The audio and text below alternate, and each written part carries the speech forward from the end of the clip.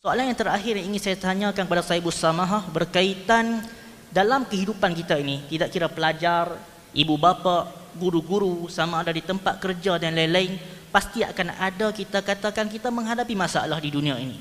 Sama ada masalah kewangan ke, masalah dengan kawan, assignment dan lain-lain, pelbagai masalah kita hadapi.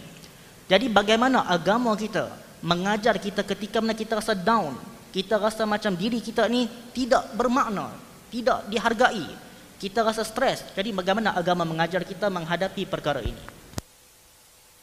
Saya nak tanya soalan. Dengar. Nabi pernah rasa sedih tak? Nabi pernah rasa macam tertekan tak? Pernah. Sebab insan, Nabi bukan malaikat, insan. Cuma Nabi ini ialah manusia yang Allah tabalkan menjadi rasul, dapat wahyu. Kita tak dapat wahyu, berhubung langsung dengan Allah. Dia bukan malaikat. Macam orang kata Nabi ni dia diciptakan daripada cahaya, dia tak ada bayang. Itu semua andaian mereka. Quran kata qul innama ana basyarun mislukum, katakanlah aku ini manusia sama seperti kamu. Nabi sedih tak? Sedih.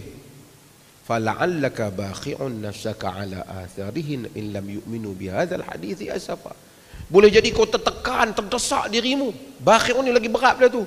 Masa rasa macam nak musnah diri, disebabkan mereka tak mau beriman. Nabi ni terlalu harap mereka beriman.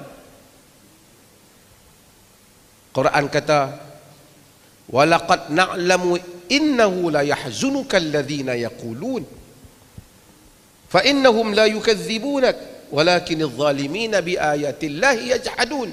Kami benar-benar tahu, telah menduka citakan engkau dengan apa yang mereka katakan. Nabi sedih. Tapi ubat kepada kesedihan itu apa? Kenapa manusia sedih? Bila manusia rasa tak ada siapa yang boleh diharapkan. Betul tak? Tak ada tempat bergantung dia. Aku nak pergi mana dengan masalah aku ni? Siapa yang nak dengar luahan aku? Betul tak? Tapi setiap kali Quran datang peristiwa tu, Quran bagi ubat untuk Nabi. Maka datangnya tentang tawakal pada Allah. Disuruh kita bergantung pada Allah, disuruh manusia berbicara dengan Allah. Sebab itu bila Nabi sedih, ya ayyuhal muzammil, wahai orang yang selimut. Sebahagian ahli riwayat menyebut Nabi berselimut sebab Nabi dengar orang kata macam-macam kan Nabi ni. Kadang-kadang orang pukul kita tak apa tension sangat, orang duk kutuk kita teruk. Betul tak?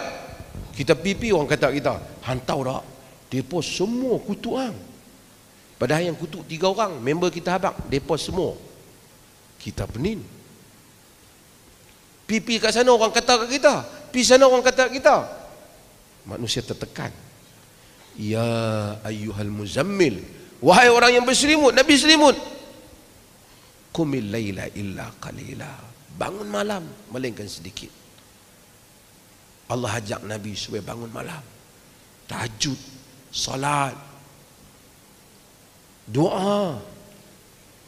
Ini adalah ubat. Kita pergi jumpa kaunselor, kita cerita kat dia, dia dengar, dia bagi nasihat kita, bolehlah. Tapi dia pun ada masalah juga, betul tak? Boleh jadi dia boleh bagi nasihat kita, mungkin kita boleh ambil pengalaman dia. Tapi kalau kita mengadu pada Allah, dia menolong kita dengan cara yang kita sangka dan tidak sangka. Sebab itu siapa saja ada masalah, bangkit tahajud, doa, sujud, doa, banyakkan istighfar, astaghfirullah, astaghfirullah, minta ampun. Kita akan tengok Allah keluarkan kita dari masalah kita. Kadang-kadang masalah tu kecil, dia campak ke dalam diri kita, dia jadi begitu besar. Kita rasa besar, orang lain tak rasa besar pun. Tapi bila kita doa pada Allah, Allah rahmati kita, kita nampak masalah tu kecil. Dan kita tahu penyelesaiannya, dan kita percaya Allah akan menyelesaikan untuk kita. Berapa banyak masalah yang kita hadapi sebelum ni, rasa macam sangkut. Sekarang telah pun kita keluar dan saudara-saudara sekalian dah pun berada di UiTM ini. Main UiTM ada masalah juga. Allah, macam mana ni? 5 tahun lagi masalah tu hanya tinggal kenangan. Betul tak? Sebab itu sentiasa doa, sujud, istighfar, minta pada Allah. Nak cerita masalah pada orang, orang boleh dengar. Ada orang datang jumpa saya jauh daripada Johor, daripada Sarawak. Saya kata, ada masalah apa? Nak cerita masalah saya. Mungkinlah bila dia luah pada saya, dia rasa puas hati. Tapi saya bagi tahu dia, saya boleh mendengar. Tapi bila keluar daripada bilik ni, saya dah tak boleh mendengar.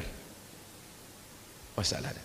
Tapi kalau mengadu pada Allah, dia bukan saja boleh maha mendengar, dia memerhatikan, dan dia boleh menyelesaikan dengan cara yang kita sangka dan kita tidak sangka.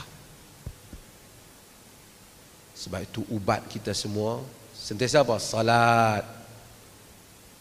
Ala bi dzikrillahi tatma'innu qulub.